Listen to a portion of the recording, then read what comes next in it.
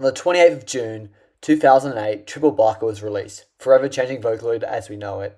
In this monumentous song, there featured three characters, Hatsune Miku, Kasane Teto, and Akita Neru. 17 years later, Teto and Miku have become the faces of the internet. But what happened to Akita Neru? Because she literally gets mistaken to be Rin, demonstrating that she certainly isn't as polarizing a figure as her counterparts. But why? Well, you could argue that from the very start, Neru was doomed to never share the spotlight with Miku due to a plethora of factors we'll be exploring in this video, such as the nature in which she was created. Let me explain. During the autumn of 2007, a time when Vocaloid was starting to gain traction in Japan, anti-Miku lobbyists launched a radio campaign aiming to topple Miku from her newfound throne on the internet, labeling Vocaloid artists and fans as unemployed anime freaks, causing discourse amongst the recently formed Vocaloid community, who believed that the Japanese music industry were heading this anti-Miku campaign to remove them as competitors. This discourse went on until some of the anti-Miku campaigners started to comment online, got bored, went to bed, and these very comments caused the creation of Akita Neru, whose name was created as a satire to mock these anti-Miku campaigners. As the name Akita means I'm tired, and Neru means to sleep.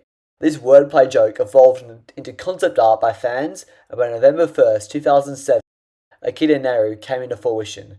As Neru wasn't a fan-made Vocaloid/Utiloid, existing primarily as a joke, there was no need for her to be given an official voice bank by Krypton. However, this limitation didn't stop her from featuring in her first song, Okay Midori wa I don't know how to speak Japanese, but this song released the 1st of February 2008, which was a bit before she featured in her next song, Triple Barker, although she only added a few beeps into the song, which solidified her being characterized as a tsundere, benefiting her in the short term. Neru maintained this newfound popularity, but as the Vocaloid community began to go further beyond Japan, many fans didn't understand the joke behind Neru, which is one of the reasons behind her original popularity. Unlike Teto, who was originally started as a joke as well, but then assumed a new identity, along with consistent voice bank updates, Neru didn't have the same privilege. She stayed characterized as a tsundere, and as the tsundere character archetype began to become oversaturated, Neru was no longer special as a character. From a musical standpoint, a lack of production, or frequent production on songs, meant for a lack of interest from the consumers.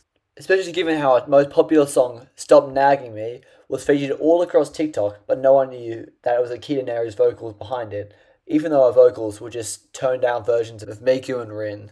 This partially explains her fall from popularity and prominence. But let's explore another aspect, which is Vocaloid's rapid shift to commercialization. Because Teto's in ads for McDonald's Japan, Miku's in Fortnite, Luca's done a collab with Fairy Tail, and also figures have been mass produced because there's thousands of official Miku figures out there. And obviously there's not much Akita Neru figures out there at all, there's only really 2 official ones. She's not the only Vocaloid who's been treated like this, because there's many people like Gummy who've missed out on expanding market. This all explains that while Neru didn't go down a life of drugs and alcohol, it become completely irrelevant. In fact, she's still semi-popular, but she will forever be in Hatsune Miku's shadow and will remain one of the most underrated virtual singers out there, due to some of the reasons explored in this video.